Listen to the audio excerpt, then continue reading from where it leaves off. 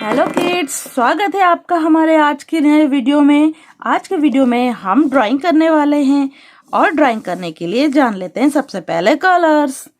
तो ये है हमारे पास ब्राउन कलर, ये है येलो कलर, ये है ब्लैक कलर, ये है डार्क ग्रीन कलर, ये है लाइट ग्रीन कलर और ये है पिंक कलर। तो इन सभी कलर से हम बनाने वाले हैं ड्राइंग। तो ड्राइंग में क्या बनने वाला है ये जानने के लिए वीडियो को लास्ट तक देखिए।